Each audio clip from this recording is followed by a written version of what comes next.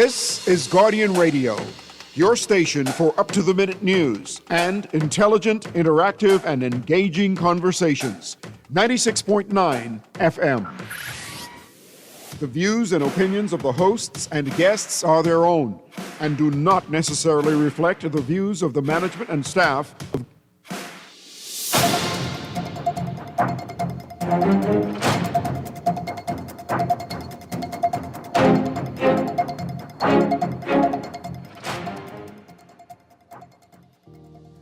tossed like cargo, sold like stone. The sea still whispers, remember their moans. 130 souls chained in the dark, thrown to the waves, erased like a mark. No justice spoken, no mercy named. Just silver and gold, just profit and shame. Oh, the ocean remembers, still cry. Bodies turn to water, but spirits don't die. Atlantic graves still calling us. And yes, indeed, we are here again for another edition of Guardian Radio today with your host, Pastor Dr. Cleveland W. Eneas III, also known as Kahun Anku Sarah. And I'm happy to be here with you on a TGIF, a Friday, as some would say. And, we got a lot to talk about today. But in particular, we're going to be talking about the transatlantic slave trade, acknowledging the gravest crime against humanity and the path to reparatory justice. Of course, this is big news in the international community, and the Bahamas is a part of this news. And so we want to make sure that we touch on it today on Guardian Radio today. Before we dive into the show, of course, we want to let you know that we are streaming live on GuardianTalkRadio.com.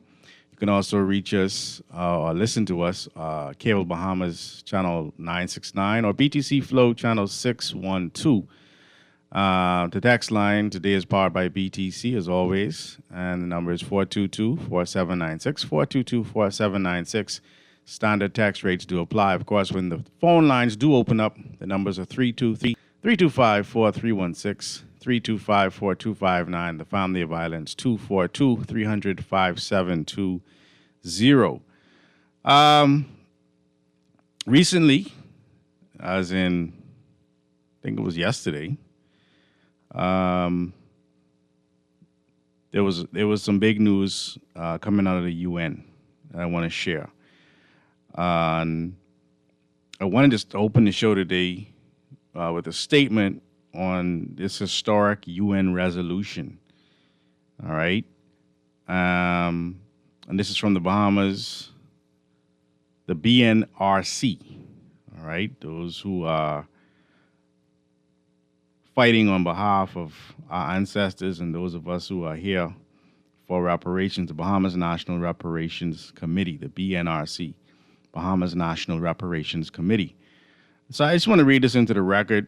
This is a press release that was given. And it says, Nassau, the Bahamas, March 26, 2026, March 25th, so that is the actual day, was March 25th, marked the United Nations International Day of Remembrance for Victims of Slavery and the Transatlantic Slave Trade. It was first recognized in 2007. This date was chosen to commemorate the abolition of transatlantic chattel slavery, which for those in the British colonies ended in 1834. Of course, we were a British colony at that time. In observance of this historic occasion, Ghana presented a landmark resolution to the United Nations General Assembly titled Reparatory Justice for the Trafficking of Enslaved Africans and the Racialized Chattel Enslavement of Africans. The resolution passed with 123 countries voting in favor, and there were 3 voting against it: Israel and Argentina. We'll get back to that. And then there were 52 nations abstaining, making the trafficking and racialized chattel enslavement of Africans officially recognized as the gravest crime against humanity. At the high-level event on reparatory justice, Reverend Al Sharpton stated that this vote was an opportunity for countries to either, quote, stand for justice or sit in unrighteousness. The Bahamas, along with all CARICOM member states, voted in favor, standing on the right side of history. Among the resolution's most critical contributions is the formal acknowledgement of what made transatlantic chattel slavery a uniquely heinous system. President of Ghana, John Dramani Mahama, outlined several key distinctions during the high-level event, including that the status of a child, even unborn, was determined solely by the status of the mother. Black women's children did not belong to them. They were not regarded as children, but as commodities, property, chattel. As Ambassador Dr. June Soomer, immediate past president of the UN Permanent Forum for People of African Descent, noted, this system, quote, situated the black woman's womb as the birthplace of capitalism, quote, close quotes. Now, of course, this is important for many reasons. The Holy Coptic Church, we've been talking about this women's conference that starts today, and this idea or this reality of rebranding Proverbs 31. And one of the topics in that discussion today, which will only be online, unfortunately, we didn't find a place for people to come and go face-to-face, but we will be online. And one of the topics is talking about the womb of the melanated woman terrifies systems of oppression. All right? When it's not working on their behalf, when it's not working to actually bring forth the birthplace of capitalism, it terrifies systems of oppression. I go back to the press release. It says, this distinction degraded the black family at its root and cannot be repeated enough. Transatlantic chattel slavery persisted for over 300 years. An estimated 13 million Africans were stolen and trafficked, and the true death toll across every point along the route may never be fully known. No country in the Western Hemisphere has been left untouched, economically, politically, or religiously, by its legacy. The very structure of our economic and development systems remains predicated on the white supremacist beliefs and legal legacies that deemed people of African descent as non-human. On March 25th, 2026, 124 countries around the world acknowledged that lie for what it is.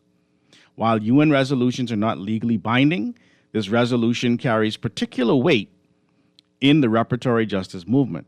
Under international law, there is no statute of limitations on crimes against humanity. The transatlantic chattel slavery is now formally recorded as the gravest of those crimes. Restitution and reparations must follow. The Bahamas National Reparations Committee is under no illusion that this resolution will make the pursuit of reparations automatic or simple. But as Iyanla Vanzant so aptly said, quote, you have to name a thing, unquote. Ghana named that thing. Those responsible for those atrocities may abstain or vote against it, but they can no longer deny, reject, or attempt to rewrite the truth. The BNRC went to the United Nations headquarters for the 5th Permanent Forum for People of African Descent next month in Geneva. The agenda will include the draft UN Declaration on the promotion and full respect of the human rights of people of African descent, as well as a roadmap for the Second International Decade for People of African Descent, which was launched locally by the BNRC alongside Equality Bahamas earlier this month at the University of the Bahamas. Of particular significance for the Bahamian people is that of Gaynell Curry, Permanent Forum member and head of the law program at the University of the Bahamas. She'll be named chair of the Permanent Forum for People of African Descent at this session. Ms. Curry was also instrumental in bringing this resolution to fruition, having been invited to Ghana by the Ghanaian Prime Minister as one of the experts on the technical team convened in January 2026 to frame the critical historical and legal issues foundational to the resolution. Vice Chair of CARICOM Reparations Commission, Vereen Shepard, also served on this team and participated in the high-level meeting representing the vital role that the CRC and CARICOM have played in advancing the global reparations movement. Chairwoman of the BNRC, Dr. Nyambi Hall Campbell-Dean, says that the moment was not only historic, but a reminder that the work of the committee is not pointless. Quote, yesterday marked a beautiful and historical moment in the movement for reparatory justice. It demonstrated that we in the BNRC and those like us are not working in vain. The time reparatory justice for the most grievous crime against humanity is now, and 124 countries around the world at the United Nations yesterday demonstrate this momentum to move forward, knowing that the truth is finally being revealed no matter how much it is denied, unquote. People ask often whether reparations will ever happen or whether they will happen within our lifetimes. March 25th, 2026 was confirmation that the answer is yes, it is already happening. All right, the Bahamas National Reparations Committee is a national body charged with advancing the reparatory justice movement in the Bahamas, operating in alignment with CARICOM, Reparations Commission, and the broader global movement for the full acknowledgement and repair of the harms caused by the transatlantic chattel slavery. All right, so that's a press release that came out just yesterday from the Bahamas National Committee on Reparations.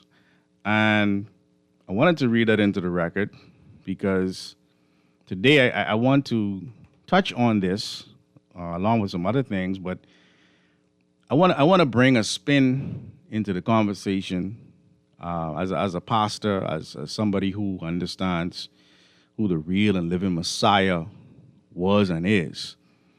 I know that the Messiah would not be quiet during this exercise. All right? And I say that because what has happened in Christianity today is we really made the Messiah a little soft boy, right? Who only cares about spirituality in a very passive way. All right? And this totally goes against the true narrative of who the Messiah actually was and is. And so knowing that the Messiah is not going to come out of the sky, but first comes as a consciousness amongst the people, okay, whereby we have the mind of Christ, as it talks about in 1 Corinthians chapter 2, verses 14 through 16. But we know the Messiah would not have been quiet during this time because the book of Luke chapter 4, verse 18, it says, the Spirit of the Lord is upon me, because he hath anointed me to preach the gospel to the poor. He hath sent me to heal the brokenhearted, to preach deliverance to the captives, that part, and recovering of sight to the blind, that part, to set at liberty them that are bruised, to set at liberty. So what happened at the UN March 25th is in alignment with the message of the Black Messiah to the world. And I got to say it that way because the book of 2 Corinthians chapter 11, verse 4 talks about another Jesus, another spirit, and another gospel. You understand? And so we've been given a Jesus, as some would refer to him today. He never called himself Jesus, wouldn't have known that name. The J sound didn't exist during that time. This Yeshua Christ is one who would have been on the front lines of making sure that the narrative is a narrative that reflects the realities of the indigenous people of this planet, and especially Africans in this instance, where we talk about chattel slavery being the most heinous of human rights violations. Not me saying it. 124 countries around the world, the Bahamas being one of them, along with CARICOM, have said this. right? Now,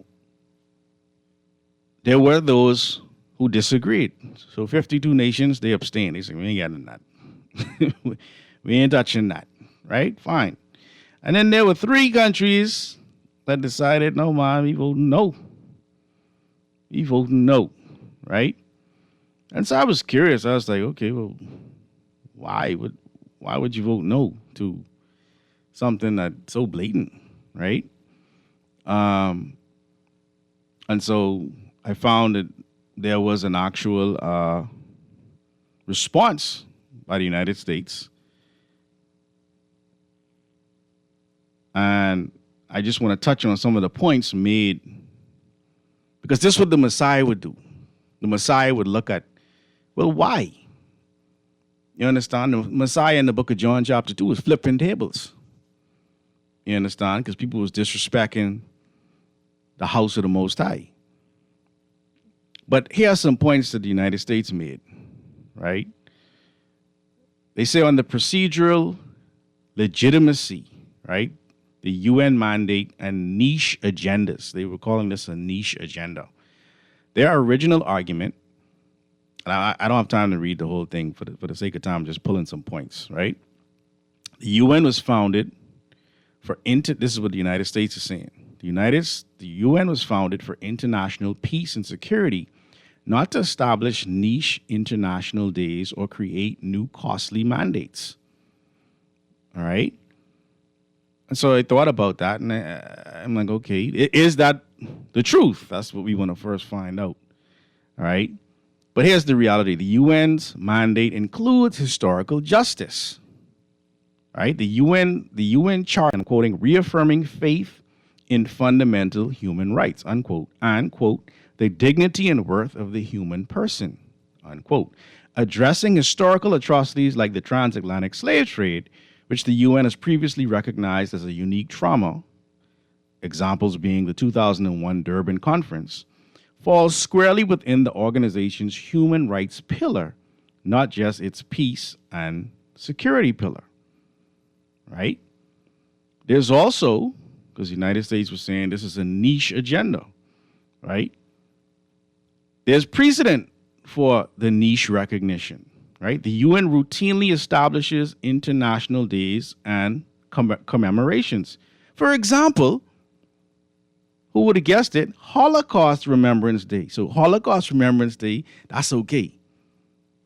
The International Day of Peace, that's okay. Right? But when you're trying to actually pinpoint the most heinous of all crimes against humanity, that's not okay. I go back to my points, right? This is signaling out of this resolution as a niche, quote unquote, niche agenda ignores the established precedent of using UN platforms to acknowledge historical atrocities to prevent their reoccurrence. So the US, in their response, they're ignoring this precedent. There's already precedent set for this, right?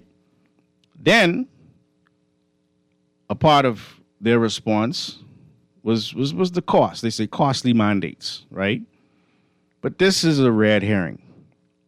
All right, they're invoking, quote unquote, costly mandates, and it deflects from the substantive, moral, and legal actual cost of commemorations is minimal compared to the budget for peacekeeping operations or political missions, which the U.S. often supports. Let's move on to the legal framework. The just cogence and reparatory justice. The U.S. in their rationale for saying that they voted no said that historical facts from the 15th to the 19th century do not constitute violations of jus cogens. Okay, the peremptory norms under contemporary international law, and there is no legal right to reparations for acts that were not illegal at the time. So that wasn't illegal back then, during the 15th to the 19th century. That was legal. So how you can now hold us accountable for something that wasn't illegal? Well, here's something called the evolution of international law.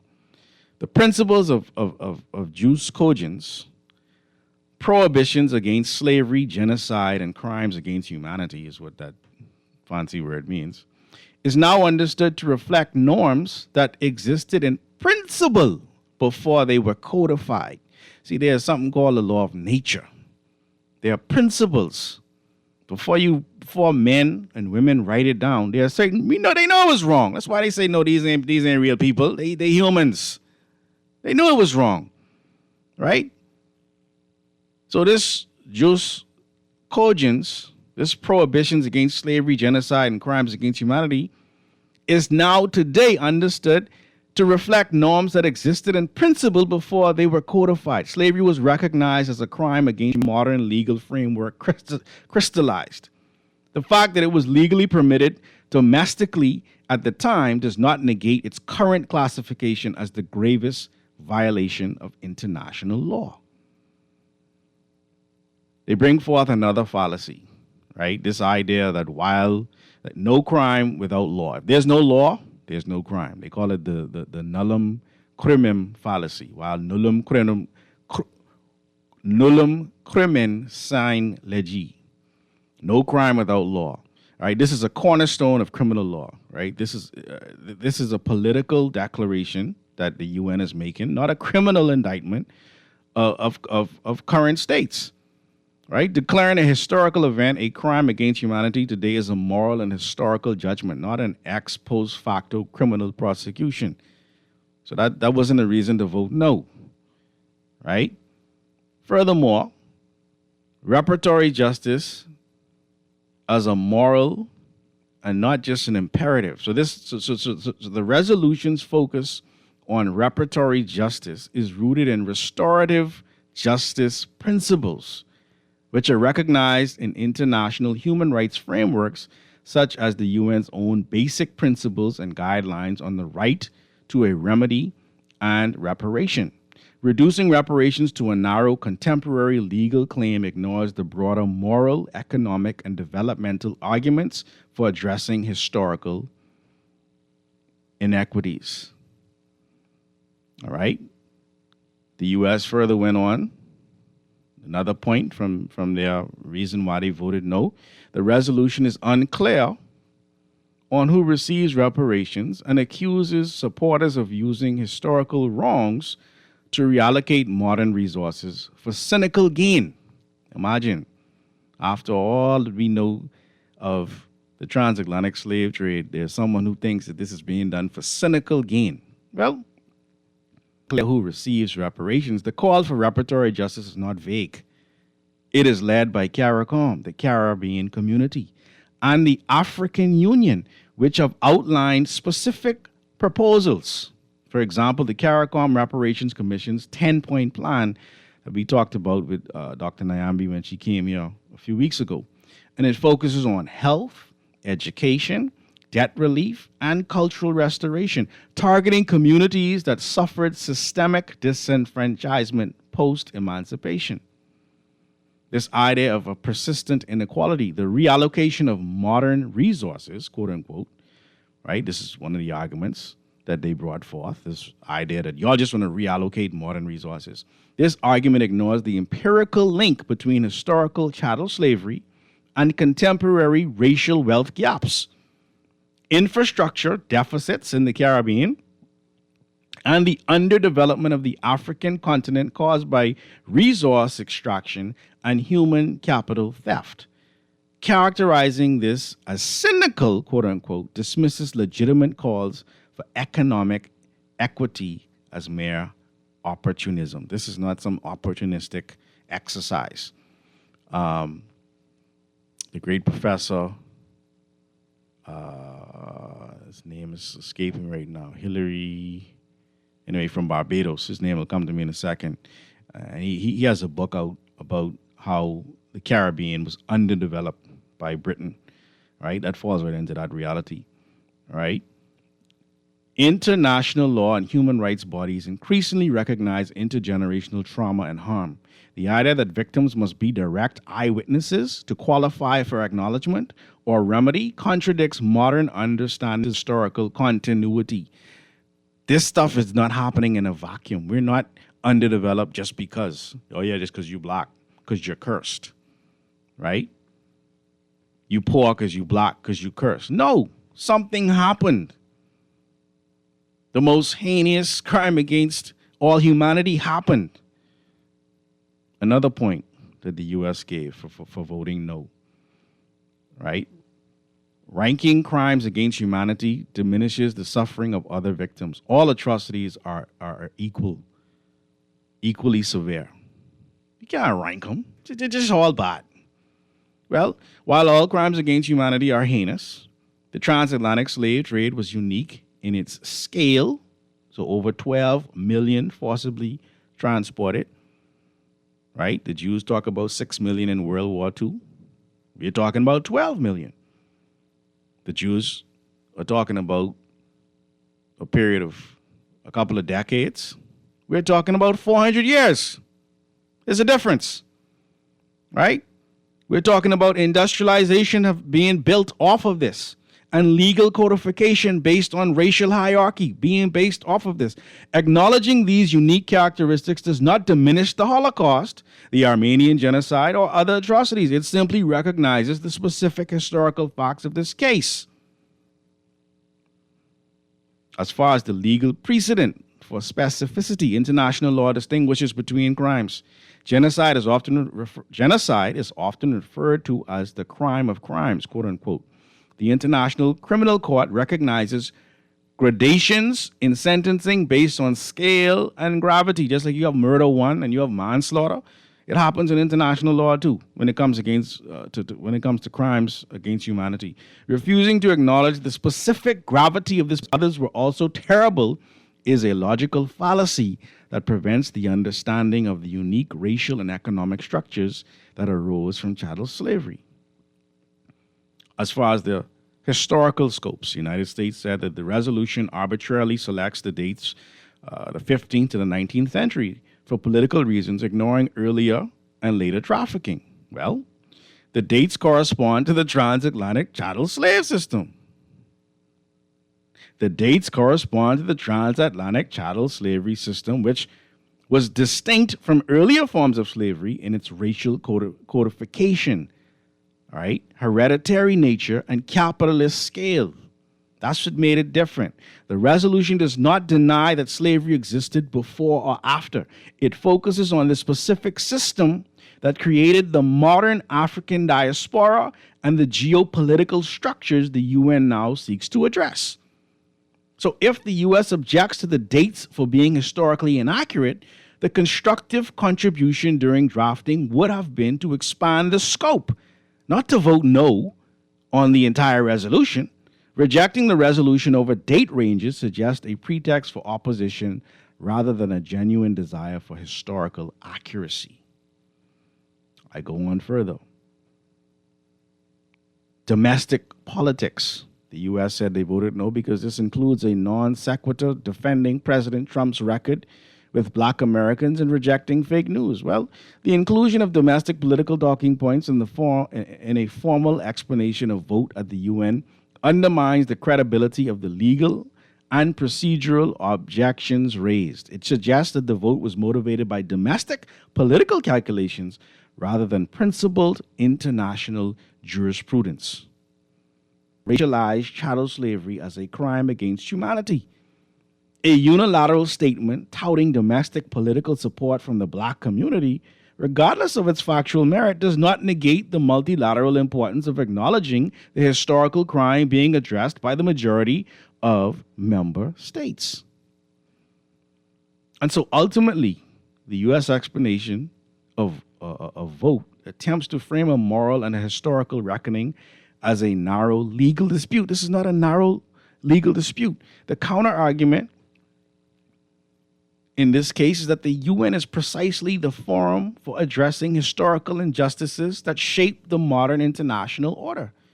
By refusing to acknowledge the unique gravity of the transatlantic slave trade or to engage seriously with the concept of reparatory justice, despite having previously supported apologies and acknowledgments in other contexts, the U.S. position isolates itself from the majority of the international community, including its closest allies in CARICOM and Europe, and ignores the UN's evolving understanding of human rights as encompassing historical redress.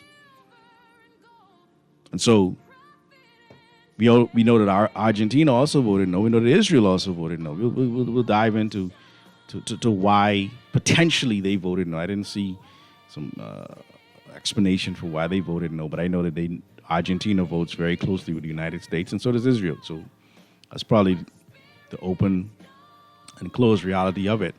But we're going to take a break here on Guardian Radio today, talking about this new resolution that just passed in the UN, making chattel slavery of crimes against humanity. 124 countries, including the Bahamas, voted for this. And it's a very important subject. An opportunity to share is here, and so we're doing it. And we'll be back right after this. Keep it locked. Not a man. Blood wrote the ledger, signed by their hand. But the sea became witness, the tide became quiet.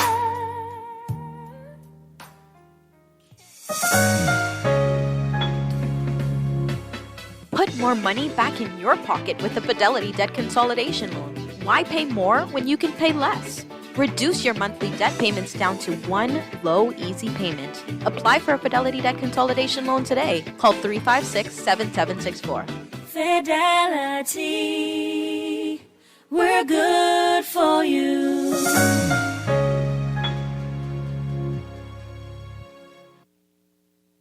This is definitely the time for BAMSI to continue to build on the progress that we've made. There's now drone technology. There's now year-round container farming. You have hydroponics. You have aquaponics. You have precision farming. There have been record numbers of enrollments, record numbers of flat fishing certifications. We've had record enrollments in our online courses. Students from across the family of islands. Because in BAMSI, we are not just cultivating produce. We're cultivating producers. Paid for by the PLP. Beulah gal, can you believe this? We are now the patrol queens of the neighborhood. We now large and in charge. So we need to check out what's going on in everybody's yard. What about that gun that we know that Junior and his homeboys just ran out? Can we report that too? Of course we can. But we could be in deep trouble if they find out. We need to report what we see, Beulah. When you call Crime Stoppers, they decide. We could report everything. Guns, where they hiding the drugs, who shoot who part of which gang, or who disturbing the peace with the loud music and the motorcycles. Then our neighborhood will be the best in the Bahamas, and everybody gonna want to come live here. And then our house price will go up, gal. So what we waiting on? What's the number? If you see something, say something. Let us all pitch in and stop the crime before it's your time. Call 328-8477 from Nassau or 242-300-8477 from the Family Islands. Or text us through the Crack Crime Bahamas app. Stop the crime before it's your time. This is Guardian Radio 96.9 FM. Fresh news, smart talk, all day.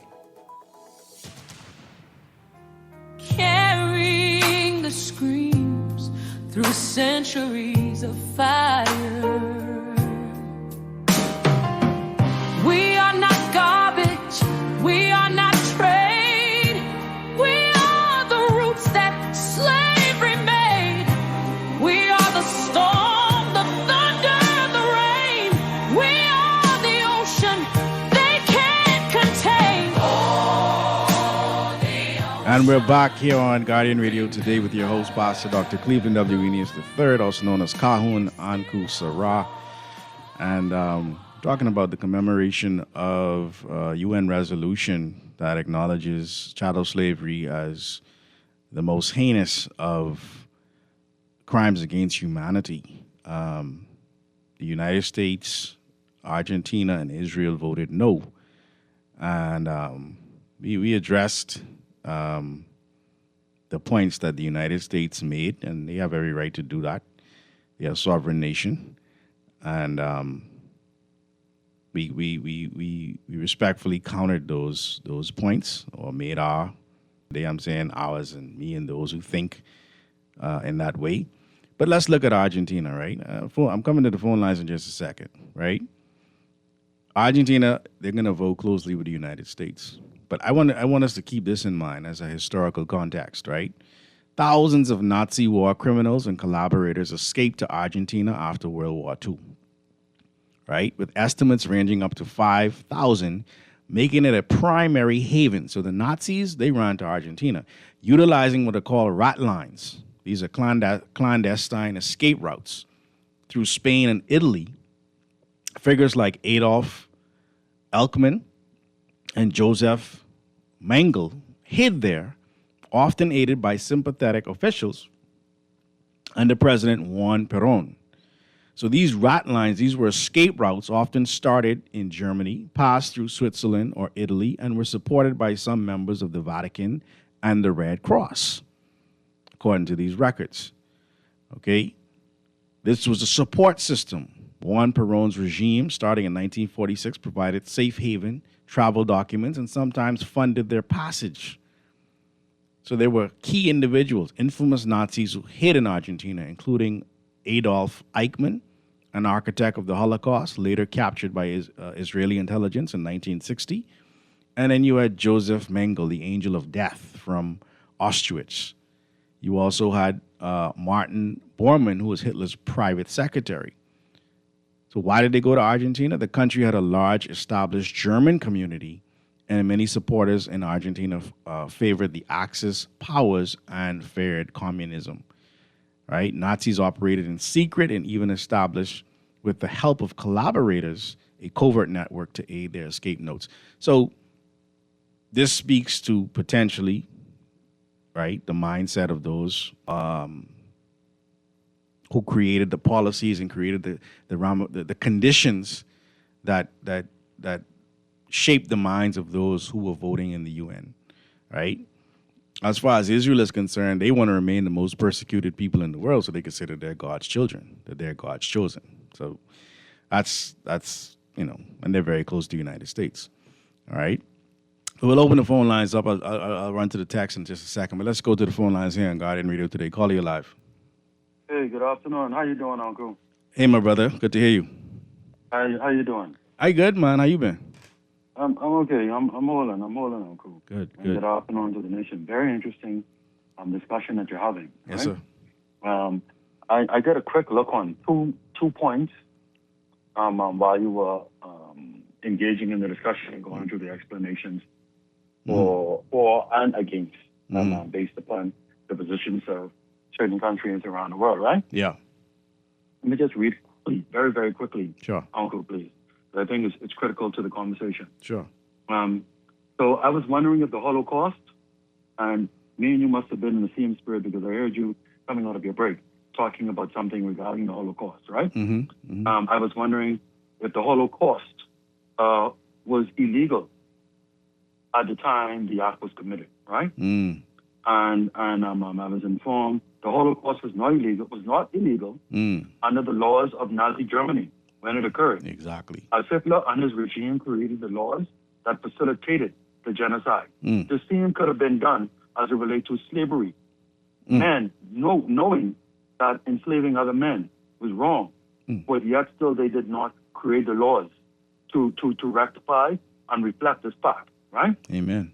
Mm-hmm. However, the international customary law, war conventions such as the Hague Regulations and humanitarian principles, which became the basis for prosecuting Nazi leaders at the Nuremberg trials, right? Right. Let me walk over to as a matter of let me read this other 2 minutes here. Sure. Nazi law, on taking power, Hitler bypassed existing laws and created new ones, such as the 1935 Nuremberg laws that revoked the citizenship rights and property of Jewish people, effectively making the persecution legal under German law.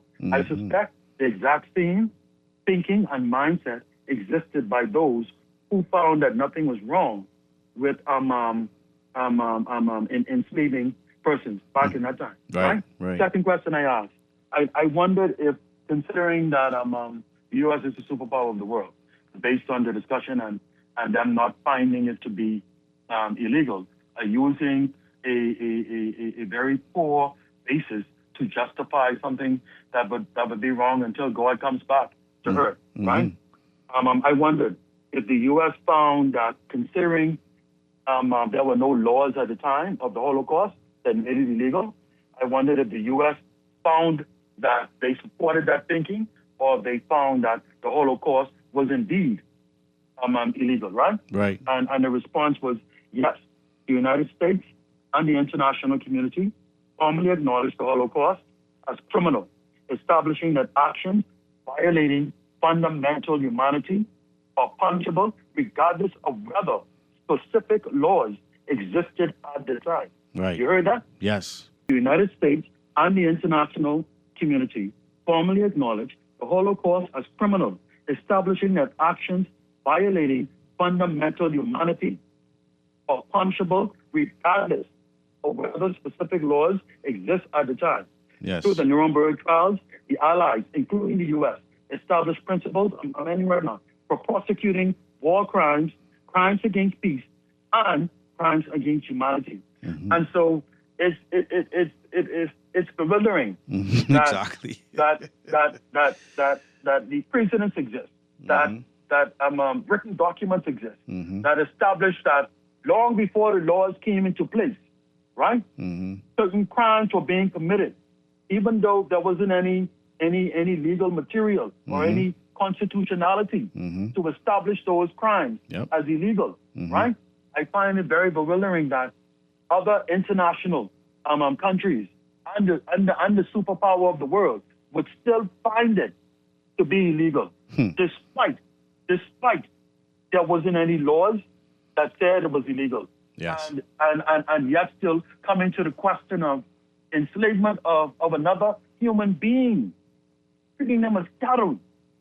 You can state publicly, which is resounding around the world, that you did not find it, and using such a poor argument that you do not find it to be illegal. This is some crazy stuff and crazy times that we are living in, Uncle. Yeah. Crazy stuff, crazy times we're living in. In any event, thank you for taking the challenge to bring this information locally to our country on the national airwaves.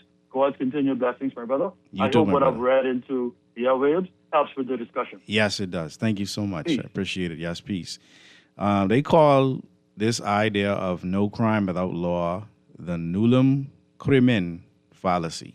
Nullum crimen fallacy. Right? And so white supremacy is they operate off of not acknowledging what they did. Denial. Right? They put fear in those who they wish to control while denying it. So they call it gaslighting as well. Right? So this is another form of that. Let's go back to the phone lines here on Guardian Radio today. Call you live. Uncle, keep it going, yes, man. Sir, keep yes, it going. Sir. Thank you. Thanks for calling. Yeah, Uncle, in some reports I'm reading, if 12 million is a joke. I think it's up to like 24 million, Yep, I agree. But, but let me tell you why Argentina voted along with the U.S. and Israel, eh? Go ahead. In 2025, just late last year, I think it was, Argentina was given a $20 billion lifeline from the United States, and to stabilize the economy, and it's actually set up in such a way to go to $40 billion. Wow! Now let me tell you why, and you actually made the connections that I didn't know of. The Germany connection. Yes. Donald Trump has direct biological ties to Germany through his grandfather, Frederick Trump. Right? So he has great feelings for the Argentinians historically. And that's the reason why they have been given this lifeline. And I feel sad to say this, but I think Iran would get reparation now because of the leverage that they have before the transatlantic slave trade is even considered, which is a sad thing because they're trying now to move all the books that's related to this history. Yeah. All right? Yeah. And that's one of the reasons why I like some cultures, they actually teach their children instead of allowing their children to be brainwashed. Yeah. You see? So, Uncle, keep it up, man. But, Thank you know, the U.S., Argentina, Israel, and in fact, I have decided that I would never visit the United States again just because of this. Even if, I go somewhere else. Wow. But a good show, man. Thank you, man. I appreciate the call. Yeah, we'll get into it at some point, but in the United States, they're trying to water down what actually happened. Let's go back to the phone lines. Call you live. Uncle, Hey, how you doing, man? we have to stop being amazed, Stop being amazed, eh? Yeah. I mean, the same parliament that abolished slavery, right? Mm-hmm. They had their country had pension schemes based on the payback thing. Reparations, yeah. That was active until 2020. Yeah. Okay? Mm-hmm. Now, there's one item that you are missing Mm. in this collaboration thing. Mm. The conservative leader, the Conservative Party leader in the UK, who is a black woman, also voted against it. Also what? Also voted against it. Right, okay. Mm-hmm. No. See, it's not just America Mm-hmm. or Germany Mm-hmm. or like Argentina. Mm-hmm. Those who abolished it, who frown on it, now have a segment in their population that are on the other primarily for reasons that are purely political. Mm-hmm. Okay, because if and when the reparations come, they got to come from who? The UK taxpayers. Hmm. And they already paid reparations to the slave masters. Yeah, but see, it's like us back home here, Mm. who we pledge allegiance to. Yeah. Yeah. Stay safe, buddy. Yeah. Thank you. Thank you so much, man. Appreciate the call. Call you live here on Guardian Radio today. Yes, good day. Good day. How you doing, man? Thanks for calling. Not bad. This resolution, right? Mm-hmm. There's no judgment to come off from that. I mean, like, no reparation to come from it. It won't come just from right. that. It won't come just from that. And that's why earlier I said it's not more so a legal argument as much as it is a moral argument. But that has to be in place in order to build on. Because if you're saying all crimes against humanity is just the same, then you understand, how do you build your case for reparations? In fact, the bombing of what's the name, Hiroshima and Nagasaki is more egregious than what you call it, the Holocaust. I mean, that's about it. You got to look at that, and they ain't got no reparation for it. What they're doing in Gaza, that's the destruction of the land, you know what I mean, the infrastructure. Mm-hmm. That's cost more than the loss of the lives. Yeah. You see, that's what we got to look at, and what's going to happen in Iran right now. What do you think they're going to do? They're going to destroy Iran, all the infrastructure, all everything, housing, everything. They're going to make that place a wasteland. You see, so we got to be careful and who we support. And see the UN. It's like it's powerless because of the we call the Security Council. Well, let me just say this. Let me just say this. For me, this is not about speaking for or against any particular country. Right. I understand that there are laws of nature, that there are universal laws that we must be in alignment with. So any country can have their finger on the nuclear button, but we as melanated people have our finger on nature.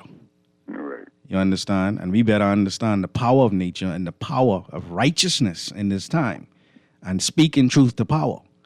You understand? So it's not everybody in America, it's not everybody in Israel, it's not everybody in Argentina. It's just whoever voted that way. So I'm not even getting into that. But I'm saying we got to speak up and recognize that we have the power to write our narrative. That's what the word race means, The word race means an account or a narrative. And I'm not going to do with skin color. Who is controlling the narrative? That like for you to address for me? Sure. People have more different gods. Different, you know what I'm saying? We can talk a little bit of that in a second. Now we can talk a little bit about that. Because there's a question that was asked this morning on Guardian, right, about about African religion and, as opposed to the Western religion. And the answer was that man, we call these African leaders in the 20th century because they was Christians. That you understand me? That means Catholics and Anglican Christians, people like was Robert Joseph Love was a priest and that kind of thing, and Marcus Garvey was a Christian. You know what I'm saying? Yeah. So come on, and the question was about our ancestors, not these 20th century Africans. Right. Our leaders, you see. So we gotta really deal with that. Yeah, we're gonna address it. Christianity we practice today it's not our own. I agree. If we have different Christ and you don't believe in Christ coming down or, you know what I'm saying, eternal life. No. Well, we do believe in eternal life, but not the way that they teach it. So we'll get into that. Thanks for calling, my brother. Calling you live here on Guardian Radio today. I know we got to run to the break soon, so maybe they hung up and they'll call back after the break. But when we get back, we're going to touch a little bit on the whole religious reality of, what this slave trade did to us. I have a text here I'm going to respond to, and when I get back, and then also just point out the fact that there are people who are legitimately trying to rewrite and erase what the chattel slavery, the Atlantic chattel slavery was, right? And so, caller, we see you. You can probably hold through the break, or you can call right back. But we'll be back after the news and paying some bills. Again, my name is Pastor Dr. Cleveland W. Enes III, also known as Kahun Anku Sarah. This is Guardian Radio Today. Keep it locked. No justice spoken, no mercy named. Just silver and gold, just profit and shame. Oh, the ocean remembers, the waves still cry. Body, but spirits don't die. Atlantic grace. This is Guardian Radio, your station for up-to-the-minute news and intelligent, interactive, and engaging conversations. 96.9 FM. The ocean remembers, the waves still cry. Seas turn to water, but spirits don't die. Atlantic grace still calling our name. From the song to the day, the system's the same.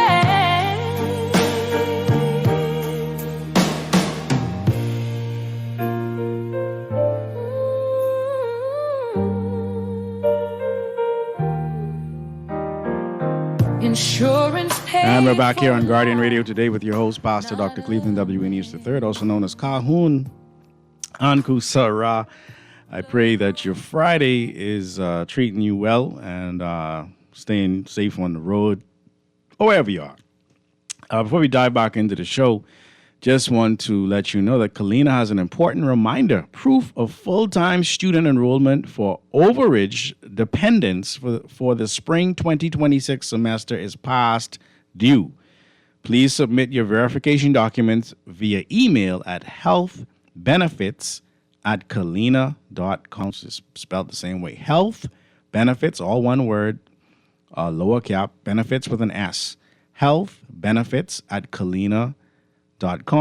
And you got to do this by March 31st to stay covered, all right? So just want to make sure you heard that, all right? Proof of full-time student, Kalina is reminding us that proof of full-time student enrollment for overage dependents for the spring 2026 semester is past due.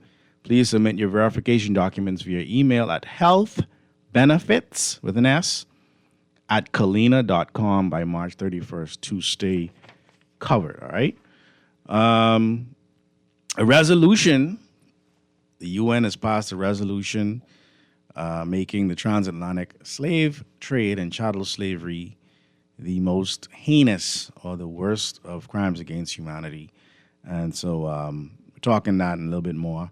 Let me just take this call and then I'll dive into to more what I got to share. Caller, you're live. Hey, good afternoon, Uncle. Good afternoon. Thanks for calling, man. Yes, sir, always good to listen to you.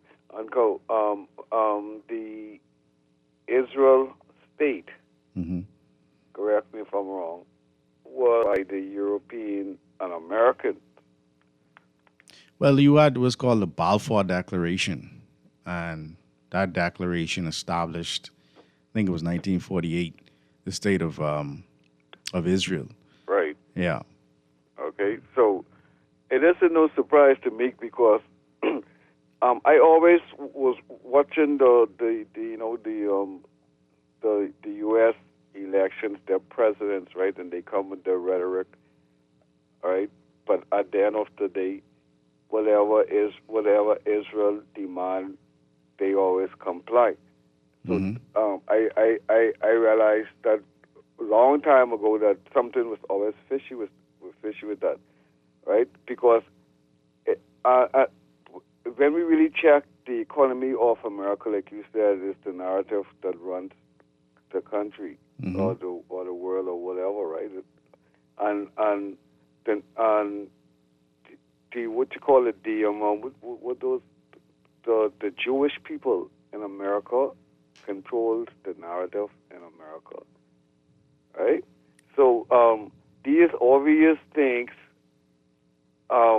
it isn't obvious to a lot of people because, you know, while we still have America, black people in America with making trends and doing so much around the world to keeping the black culture and you know going, they really not in control of the narrative of America.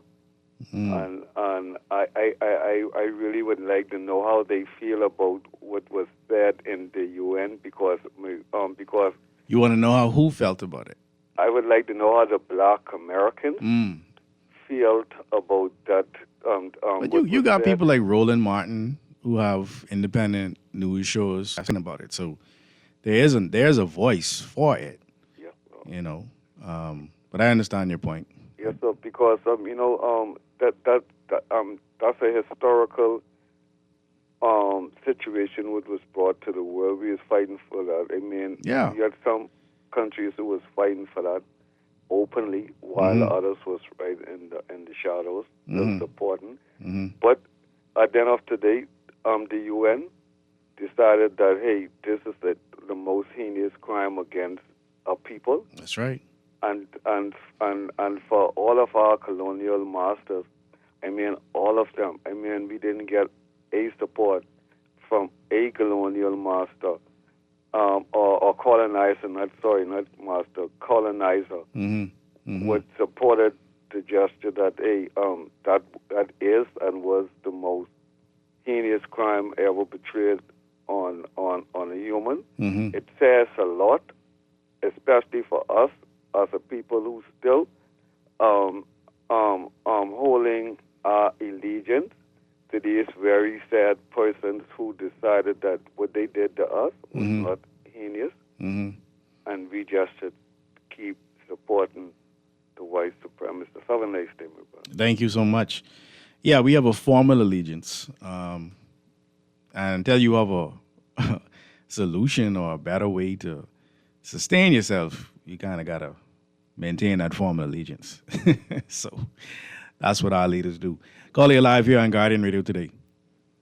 Pleasant good afternoon, Uncle. How are you? I am great, man. Pleasant good afternoon. Bob. Yes, indeed. Thanks for calling. Always great listening to you. You always seem to pick the subject that causes one wonder to think deeply as a diaspora. Just a quick question. If you were to use any one of the AI apps that's out there and you were to ask the question, where is Israel? You know, they don't answer. Really? I got to check it out. Really? Yeah, try that. Okay. I just want to point out something. America has, if I'm not mistaken, the biggest to lose here with this reparation to do. Okay, just food for thought. Because America was built on the back of slavery. Okay, and then the other point that I want to point out is that if you and I share a land border, are we not on the same continent? Okay, so Israel, Egypt is in Africa. Where is Israel? Yeah. I leave that there. Yeah. Thank you, my friend. Thank you. And even the tectonic plate, right, is is an African tectonic plate that they're on. So they're definitely in Africa. Okay, this particular op did say where Israel is. Israel is a country located in the Middle East on the southern shore of Mediterranean Sea. It sits at the crossroads of three continents, Europe, Asia, and Africa. And then it goes on to talk about the borders. Yeah. But it is on the tectonic plate of Africa. That's a fact that maybe they want to ignore. Let's go back to the phone lines. Call you live. Hi, Uncle. Hey, how you doing, man? Right, I just thought it was critical to add something else Sure. because I'm noting a trend, and not just recently, but it is coming up strongly in recent times. With reference to the caller, and you sort of to isolate that particular thinking that can impact us negatively as it relates to relations otherwise. The one of the last callers was talking about recognizing what position those in the U.S. took as it relates to this matter before the UN, right? And looking at who you align yourselves with, right? And I think we have to be careful when we having those kinds of discussions because, of course, you would have addressed it, but not everybody is recognizing or appreciating that, yes, there may be concerns and issues on one end, but you still have to identify who your allies are because we don't just survive in that particular area. Right. I don't want to call it a bubble, Right. Because it's because of the sensitive nature. Mhm. We have to align ourselves with people who align with our interests. Otherwise, in all of the areas, not just one area of consideration, while recognizing simultaneously the realities that exist and the differences or indifferences between us. Yeah. It's almost like family. You don't. I mean, a lot of people do, but it doesn't. You can't separate yourself from your mom or your dad or your brother or your sister completely Right. because of fallouts that take place in the home. Yeah. Right? That's true. They're still your family ultimately. And the same thing as it relates to coexisting on this global planet. Because this planet does not just consist of small island developing nations, especially ones where we import up to 90 to 95% of what we need, especially ones that are non-industrial, non-manufacturing, especially ones that rely significantly for our outlay. Yeah. Thank you very much for the opportunity. You're very welcome, and I'm glad you called in and rehashed that point. I was thinking today to myself, I said, I wonder if the United States would have had the same vote if Obama was president. Maybe they would have. I don't know, but it's just a thought. It's just a thought because these type of things are very politically driven in many instances, and so that would have been interesting to see if this had come around during the Obama administration. Calling you live here on Guardian Radio today. Good afternoon, Uncle. How are you, sir? I'm well. Thanks for calling. Uncle, this is a hot topic you got today. I've been trying to get in for an hour, and some people already called in twice. Wow. So these kind of topics only allow people to call in once. Well, I don't know who's calling, but I go know, ahead. But I mean, when you hear them, you cut them short. Cut him short. Yeah, well, he was short this last time. Anyway. But go ahead. This is why I don't believe in religions today or go to church. Because I wonder what happened. You see, we were brainwashed when we came over. So before we came over here, we had our religions and our gods. And we survived for 3 or 4 centuries over in Africa, probably even more than that, centuries. And when we came over here, they just burnt down all our things, burned up all our books, took us and brainwashed us. Right. And to believe in what they're telling us. You remember the tree of woe when they put you to the tree of woe and day within you. That is how you got the saying now, the tree of woe. Yeah.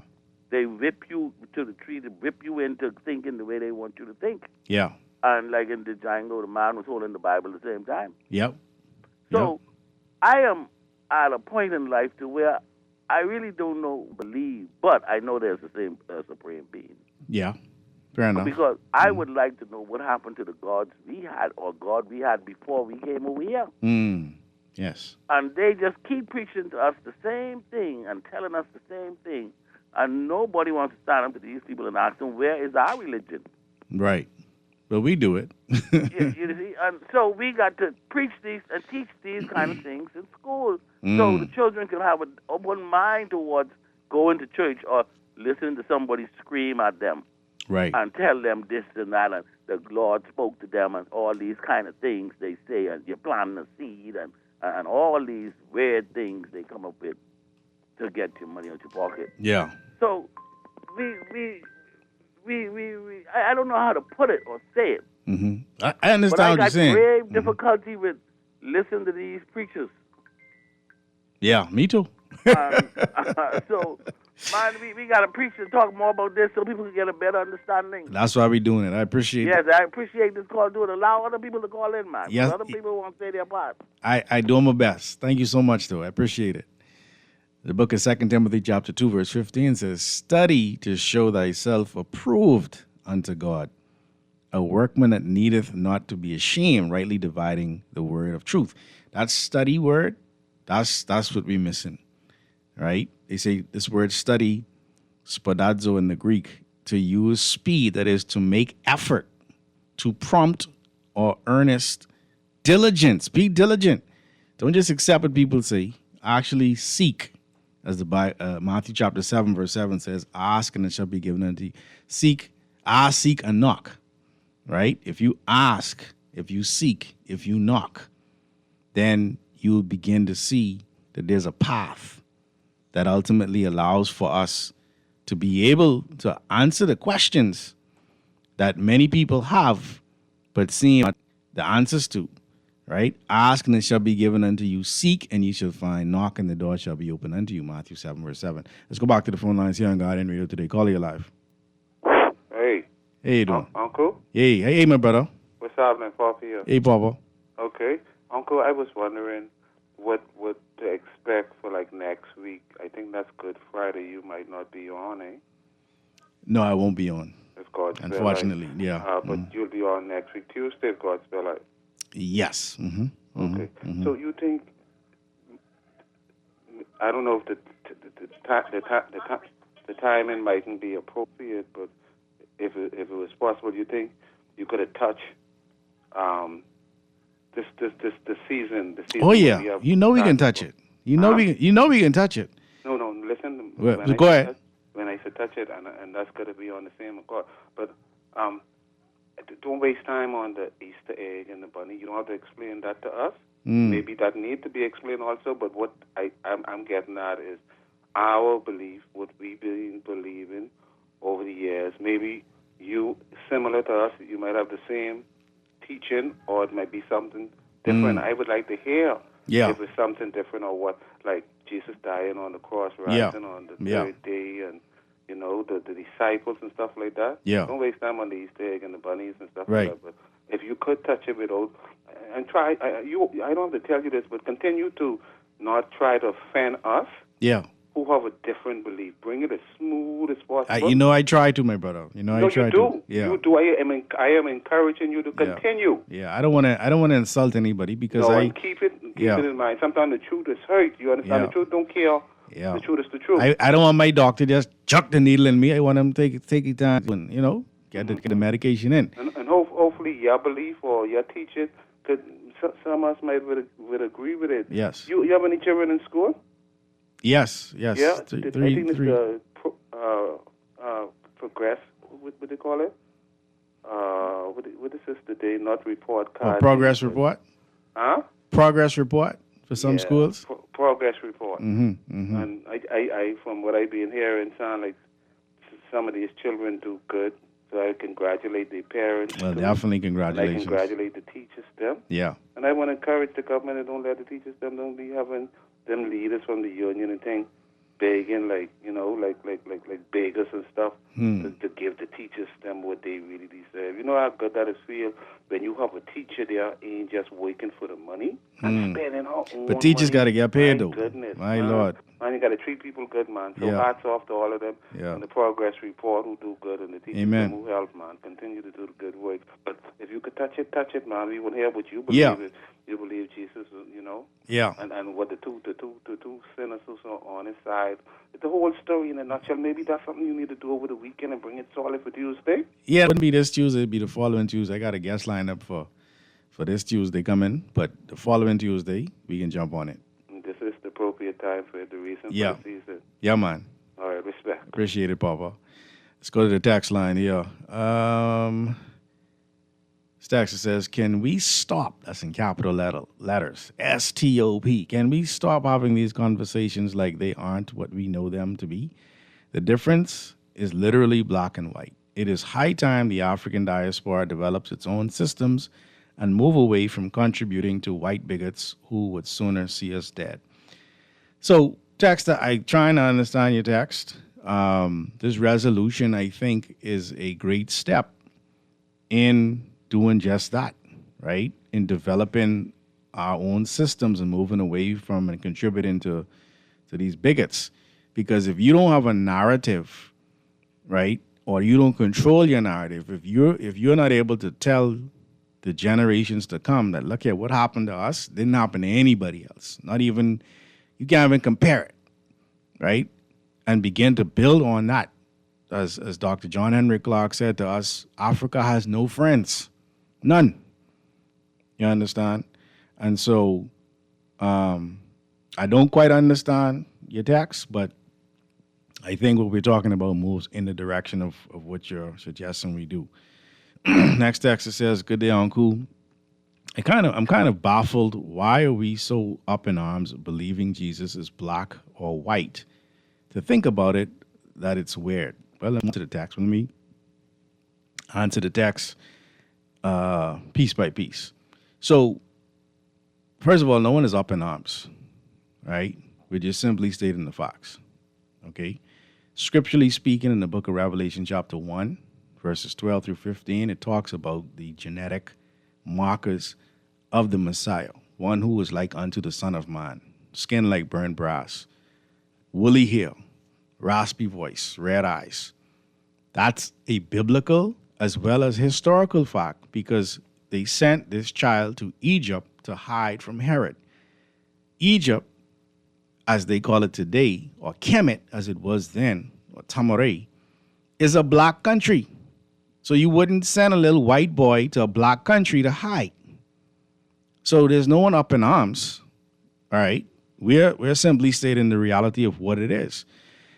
The text goes on to say, why would God create black and white and it's causing a confusion? The confusion isn't because people were created in what is being called black and white. The confusion is the narrative, okay?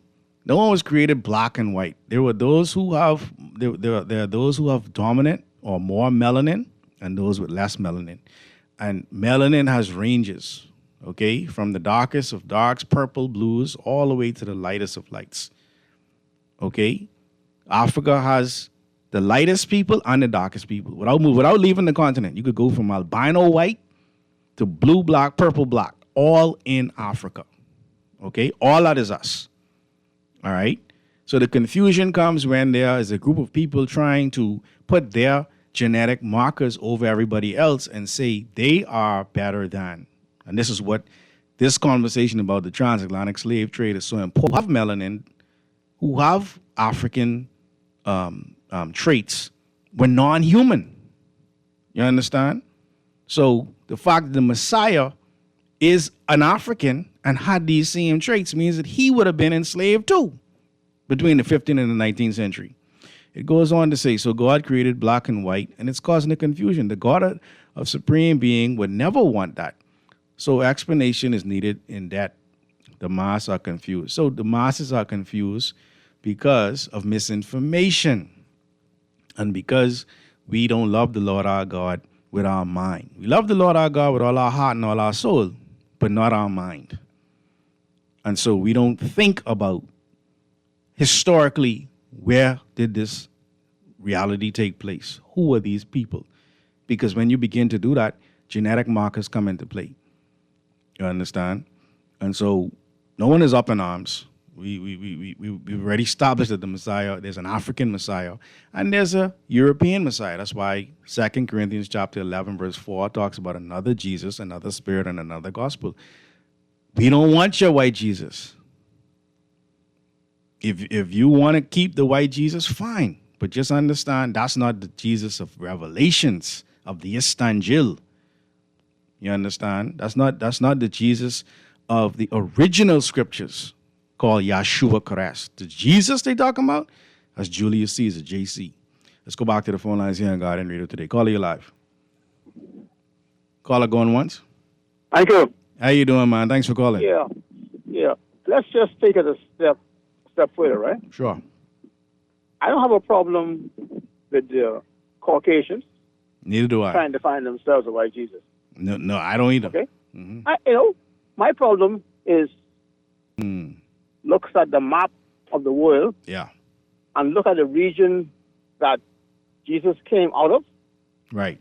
and they want to go to war with that argument. Right. Exactly. See, that as far as I'm concerned, that is the height of ignorance. Mm-hmm. You looking for an argument, but your argument has no basis in reality. So essentially, you are creating a distraction for people who might be listening, who are trying to find sense. Right. I agree. Thank you so much for that call. Like you say, in many instances, it's a distraction. But let me just double down on why, again, this conversation is necessary, right? There's evidence that the U.S. government is engaged in systematic efforts to reshape the historical narrative around slavery, primarily through actions taken by the Trump administration since 2025. These actions range from the physical removal of educational exhibits and the restoration of Confederate statues to the blocking of international efforts to acknowledge historical wrongs. There's a whole timeline that illustrates these actions, right? There was an executive order targeting historical content on March 27th of 2025. President Trump signed an executive order titled Restoring Truth and Sanity to American History. This order targeted what it called the spread of anti-American ideology at institutions like the Smithsonian and directed the Interior Department to restore monuments that had been changed or removed when it claimed were a part of a false revision of history. The removal of slavery exhibits and signage. Following the executive order, National Park Service staff began removing slavery-related exhibits. An example was the removal of a display in Philadelphia at a site where George Washington once lived, which referenced his ownership of enslaved people. George Washington, yeah. A federal judge later ordered its reinstatement. The Interior Department initiated a review of all interpretive signage in national parks, leading to the removal of dozens of signs and displays referencing slavery and the mistreatment of Native Americans. All right, that's just some. Then there's also the minimizing slavery in the K through 12 textbooks. A well-documented 2015 case highlighted this issue when a McGraw-Hill World Geography textbook referred to enslaved Africans as workers, quote unquote, and their forced transport as immigration. The publisher apologized after public outcry, with critics calling it a clear act of erasure and revisionist history. The pattern was seen again in 2016 when Texas approved textbooks that were criticized for palading the inequalities faced by African Americans under Jim Crow as a secondary cause of civil war. So that's why these type of conversations are important. There are people trying to erase the history. Let's go back to the phone lines here on Guardian Radio today. Caller, you're live. Hello, how you doing? I'm great, man. Thanks for calling. All right, man. I'm good, man. Great topic, man. Great topic, man. Thank you. And Papa don't always have a contribution because of his political thing at time, but that was an excellent contribution that Papa did. Yeah, I want to congratulate him for that. Yeah. you know. And when time for someone to be objective, I just look like Papa could be objective, man. You got to give the people their flowers while they're alive, you know. Yeah, definitely. Yeah. So my reason for calling right now is that, you know, I'm sure you heard about the Willie Lynch letter, right? Yes. And you know, I encourage every black person of color to really read that Willie Lynch letter and understand. If you don't understand, seek some help of that letter. If you don't know your past, you're bound to repeat it. Mm-hmm. And we keep on repeating our past because we not tell that it's not. We can't get us education in school, but there ain't no excuse for not getting an education after you reach 18, 19, 20. And to seek knowledge, ain't no excuse for that. You're in the information age. Yeah. You have to seek knowledge, man. Yeah. And the thing about it is that we pass you about 6 or 7 different ages. I don't know. I'll say at least 4. We are now into information age, and information is what is the most powerful thing or entity in the world today. Information. Interject yourself and try to actually get the truth. The truth, and don't let nobody push nothing on your truth. You know what I mean? Amen. That's Be right. objective in everything, man. Yes. And try to seek the truth. Because my grandmother always said the truth will set you free. That's right. John 8:32. That's right. When was the last time you heard something like that? Only in the Bible. Yes, but the truth will set you free, man. Mhm. Free yourself. Yes. From emancipation, only you could free of your friend. Go up and nest Somali say. Yes, sir. Yes, sir. Real talk, man. I enjoy this conversation. Yes, I sir. can let somebody chime in and enjoy the rest of the show. Eh? Thank you, man. Thank you for your contribution. Emancipate yourself from mental slavery. See, you got to do it, right? You shall know the truth, and the truth shall make you free. Just because you have the truth don't make you free. You gotta use it. Let's go back to the phone lines. Call it your life. Yes, good afternoon, Dr. Dennis. How are you doing today, sir? I'm great, my brother. Thanks for calling. Yeah, man. Hey, talking about stuff, I was just able to listen a little bit, but remember, Honorable Mr. Ali Reid, the glass master. Yes, sir. Yeah, he told me this. He told me this story one time. He said that one day truth. You might hear something like this before. He said one day truth went for. It was a hot day. Truth gone for a little swim, you know. Mm-hmm. So truth take up all the clothes and put them on the side there. So the lie come along and see truth clothes hanging up, you know. So he take off his clothes and he put on true clothes, you see. And say by the time truth realized what was going on, the lie already was all dressed up inside true clothes and started running. So he said what we have today is we have a well dressed up lie, right, being chased by the naked. You know what I mean? Wow. And when Papa was talking, I understand what Papa was saying, but yeah, Bob Marley said the truth is an offense, but it's not a sin. Mm-hmm. And the bottom line about it too is that what's going to hurt is the realization of being wrong, no matter how nice you put it to someone. Yeah. You know what I mean? What's going to hurt them most is just being wrong. Mm-hmm. But it's all about how they look at it from perspective, because you know what I mean. The Bible tells you that only a fool hates correction. Mm. You understand where I'm coming Yeah. from? So if someone suffers with the pain of cognitive dissonance, it's because they are a fool and they hate correction.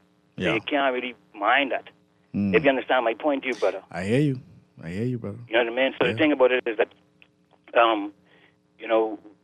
the thing I find it is that when we talk about slavery and all other stuff, I mean, even the well-educated ones, not like yourself, because you know what I mean, you pointed out, but they refuse to accept the fact that it seems as if the slave master gave us everything wrong except religion. Right. You know what I mean? Yeah. Yeah, we have a problem with everything but religion, but then religion is the key way that individuals or that societies control societies. Yeah. Yeah. You know what I mean? So we are ignoring the main factor in this equation, the elephant in the room. Yeah. Right? And the thing about it is, I'd be quick, but because one of these days I'd appreciate it if we go into a more detailed discussion on this, right? Because, see, we as a people need to understand the role that we play in our association with the Bible. You understand? Because the Bible talks about the people who, like the Egyptian captivity with Moses, 400 years of captivity, etc., etc. We as a people, that coincides with our history. You know what I mean? So that story puts down a protocol of how we should respond. You know what I mean? And that's what the wilderness purge ourselves of these things. You understand where I'm coming from? You understand where I come from with the system. And see, the thing is this.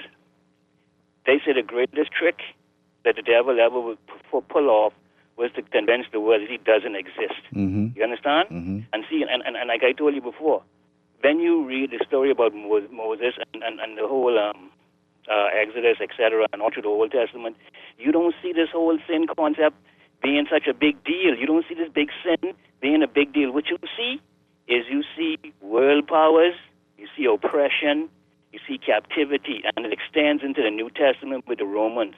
You understand where I come from? And see, and as long as we as a people don't view the Bible from that perspective, because that's what Revelation all about, with the 7 heads, 10 horns, 10 crowns, etc. In Revelation chapter 13 is about world powers. So not until we understand that we are like the people who was in Egypt, right? And now what we have to do is we have to purge ourselves of our oppressors' ways. That's what the whole wilderness experience was all about. But we as a people have never gone into the wilderness.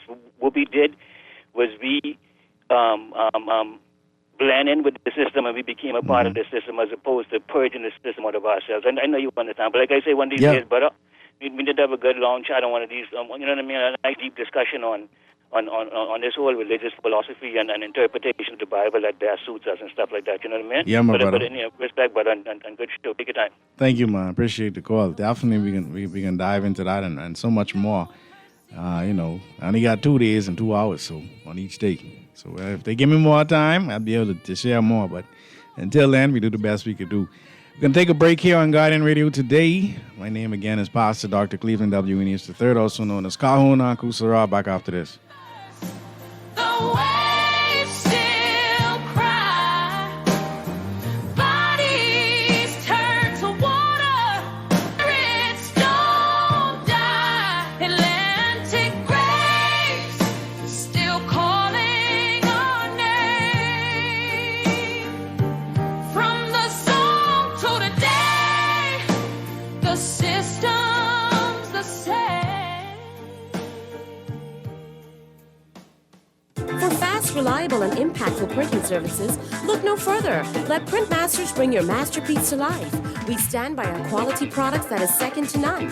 Our affordable pricing and friendly, efficient staff makes Printmasters the ultimate choice for all your printing needs. We can deliver any type of printing services, from banners to booklets to business cards. You name it, we can print it. Let Printmasters bring your masterpiece to life. Located in the Nassau Guardian Building, telephone 302-2361. Hey everyone, get ready for a night you won't forget. It's Z-Live's Far Back Friday Party with host Shivago Lang. Friday, March 27th, beginning at 7 p.m. Join us at Zapatilla Estate for a night of 80s and 90s music, dance, light bites, and refreshing drinks. Get your tickets at the Nassau Guardian between 10 a.m. and 5 p.m. Monday through Friday. $50 per person. Cash sales only. It's Z-Live's Far Back Friday Party. Real music, lots of fun, eats and drinks, and oh so cool vibes. See you there. New roads and airports are connecting our islands. Energy reform is bringing electricity prices down, while young Bahamians are stepping up, gaining new skills for new opportunities. Respect for workers. Support for entrepreneurs. We're modernizing energy and infrastructure across our islands and preparing Bahamians to succeed in a new economy. Transformations this big take time. Let's choose progress. Paid for by the PLP. Come back home. Remember the smell of fresh laughter, the music playing while children run from game to game? Well, guess what? The Bahamas Red Cross Fair is coming back home. Join us for the 82nd Bahamas Red Cross Fair, returning to the Lower Government House grounds on Saturday, March 28th at 12 noon. Bring the whole family and experience one of the country's most beloved traditions, filled with food, fun, music, and community spirit.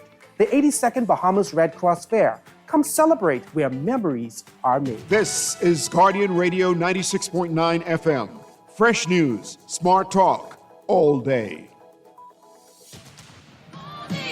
Ocean remembers, the waves still cry, bodies spirits don't die. Atlantic grace. And we're back here on Guardian Radio today with your host, Pastor Dr. Cleveland W. Enius III, also known as Kahun Anku Sarah. Yes, that song is an artist by the name of Donna Theresa. Donna Theresa. It's called Atlantic Graves. Atlantic Graves. I mean, she has a lot of great songs. But yeah, this one was most appropriate for today. Donna Theresa. For those who are asking, I see people texting in, and I was gonna say it because I know they're trying to figure out who this artist is, but her name is Donna Theresa. So I pray you find it on YouTube. Calling you live here on Guardian Radio today. A pleasant good evening, Dr. Enius. Hey, how you doing, sir? Good to hear you. Oh, you remember I always come up with the family thing with you, right? Yes, sir. Yes, sir. You know I know about your grandpa-daddy. He was my first. No, but Dr. Burnside, my first dentist. Your granddaddy was the second one. Then your daddy, Fritzy, and all of them cousins, Justin and everything come down to you, right? Yes, sir. Yes, sir. You know I always come with this thing, but you come with the Bible, right? Yes, sir. You know they had one thing with one fellow called Jesus, right? Mm-hmm. That had this lady used to travel around with him with all the 12 fellows called Mary Magdalene, right? Yeah. You remember she was well known by all the men in the city. And Jesus told the men in the city one day, you without sin cast the first stone, right? Yes. And they all ran away, but then Mary Magdalene stuck with Jesus through his 3 years of ministry with the 12 boys, right? Mm-hmm. And you know, from then, there's one fella in Rome called the Pope, right? Yeah. That them fellas, Jesus had been gal. You ever heard of the Holy Grail? You know? Yeah, I'm listening. Yeah. You know what the Holy Grail is, right? You know what the Holy Grail is, right? Yeah. They said Jesus and Mary Magdalene had a child. Mm-hmm. Mm-hmm. And the child was called the Holy Grail. Right. But then in Rome, there's a fella called the Pope. Mm-hmm. In Rome, a city within the city, you notice that nobody ever touched the Vatican, right? Right. No country in the world ever messed with the Vatican, Right. where the Pope is, other than one fella named King Henry VIII, right? You remember King Henry VIII in England, he always believed that the heir to the throne should be a boy. Mm. And all the women he had was giving him girls. And he said to Thomas More, to the Pope, please give me a divorce from these women.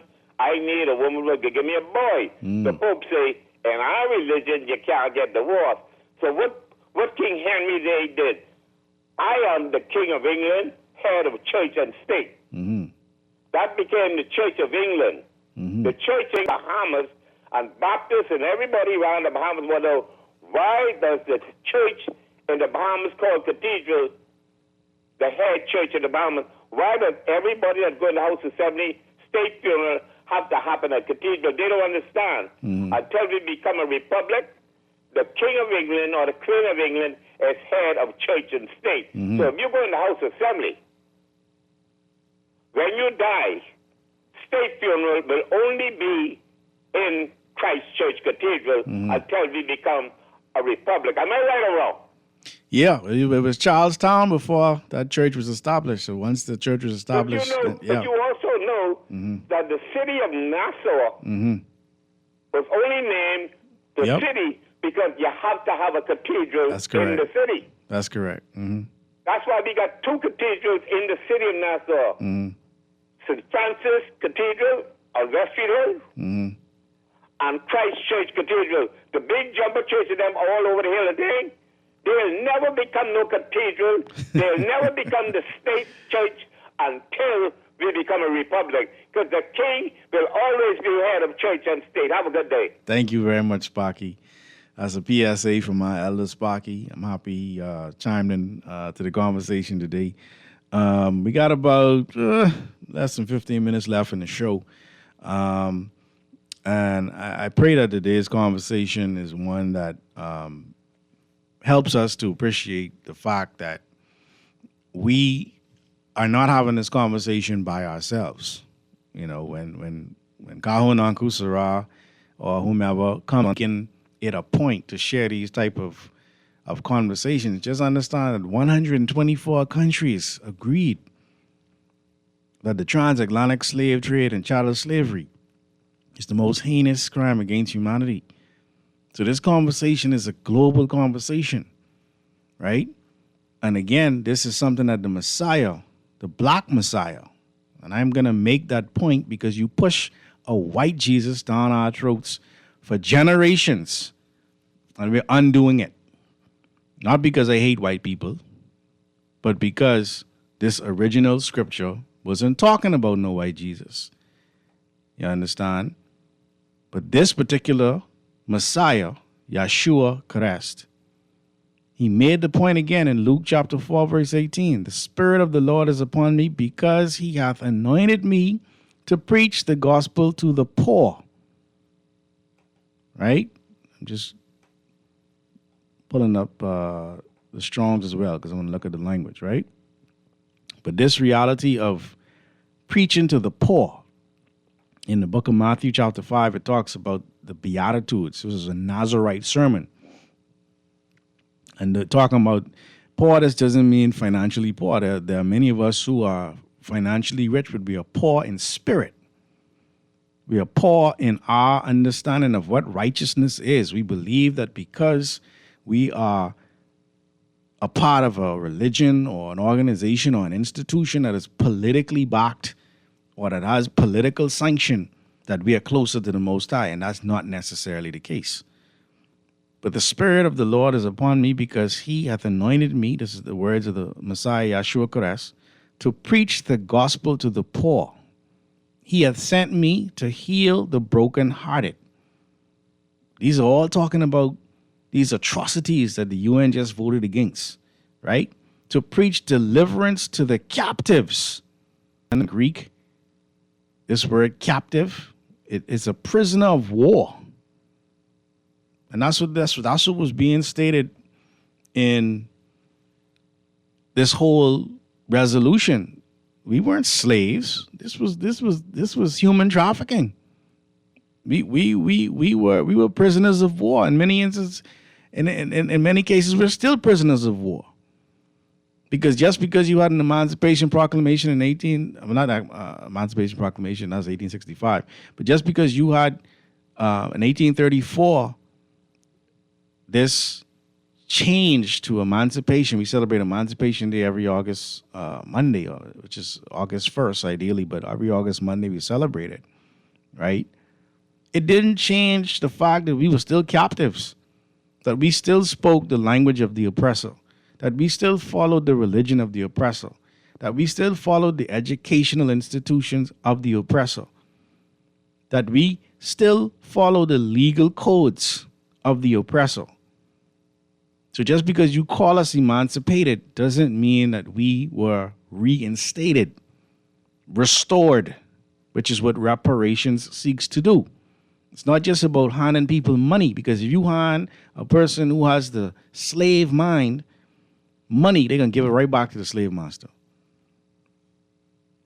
Those who are of a balanced student mind, that's those who are teaching or researching, rather, in a way that they can see things with African eyes, and those who have established the God and the goddess mind, those people, give us some money and see what happened with it. Give us the trillions of dollars and see what you wouldn't hear from us again. You would fade into oblivion because we would not to have anything to do. They understand this. And so this conversation is important. This is a conversation that the Messiah, the African Messiah, was having. All this is Luke chapter 4, verse 18. So he came to preach deliverance to the captives and recovering of sight to the blind. Restoration of sight. Anablesis. This is in the Greek, of course, right? And this idea of gaining sight, what is that talking about? Does it mean everybody is like pauper and necessarily cannot see the light hitting their eyes? No, because pauper, as a person who can't see light, is more enlightened than many people who could see light. No, what it's talking about is the book of Matthew chapter 6, verse 22. This restoring of sight is talking about the mind.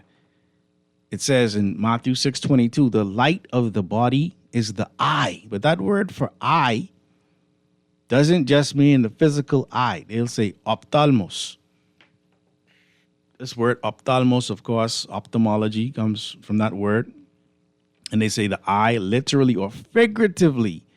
And it comes from G3700.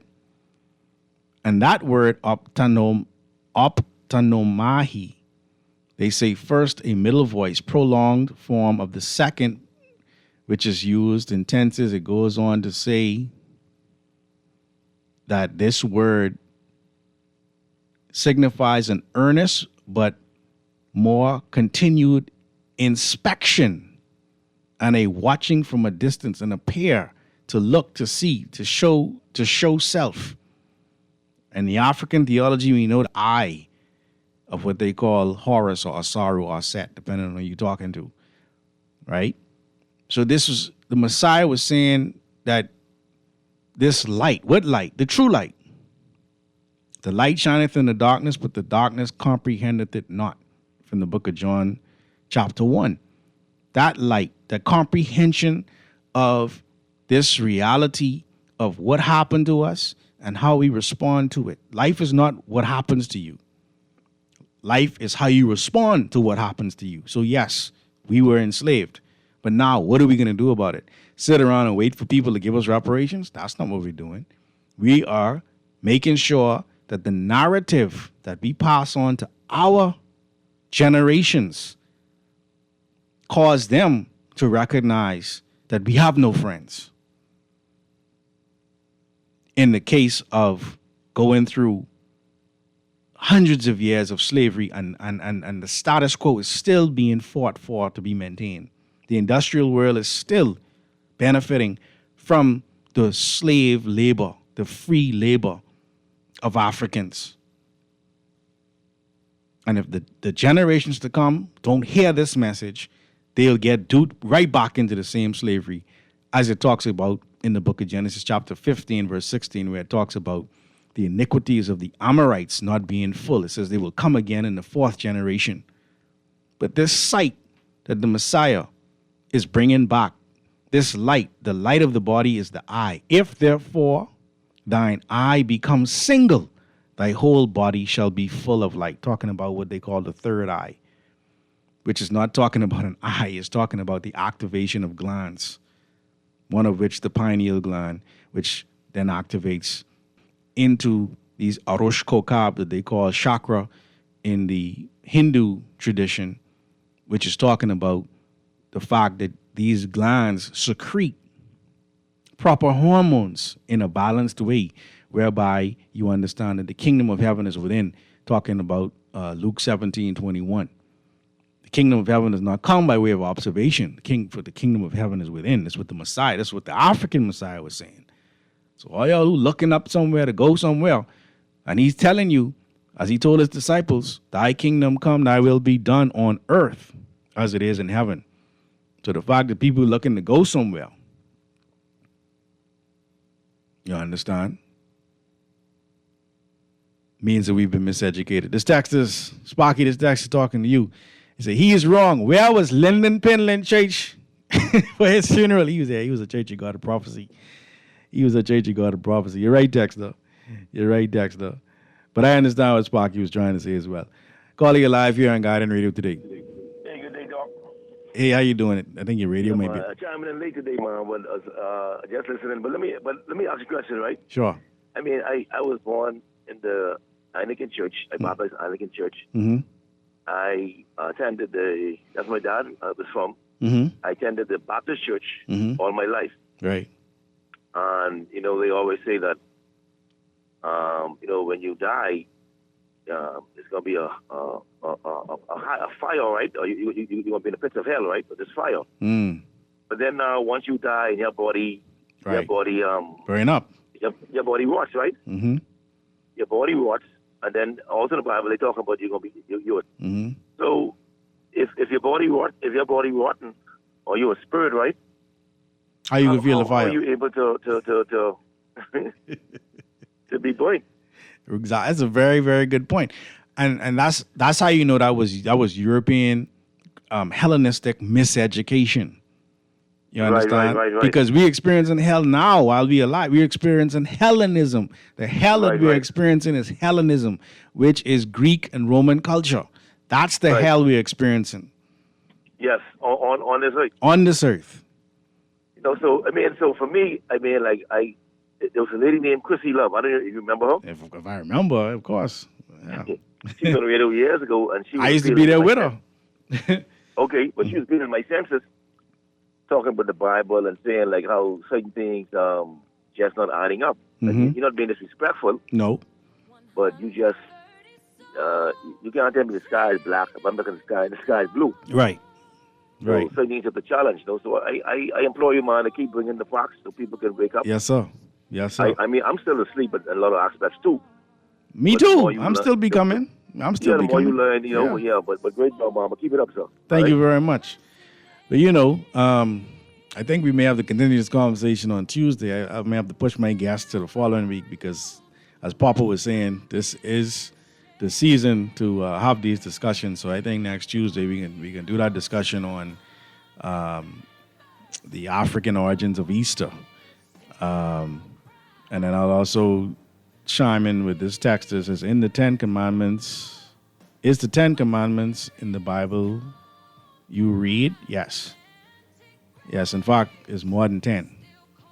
It's more than 10. It was 613 originally. And then it says read John 3:16 to 21. All right, I'll check it out. But what they call 10 commandments is whittled down from commandments, 42 laws of Ma'at, and then down to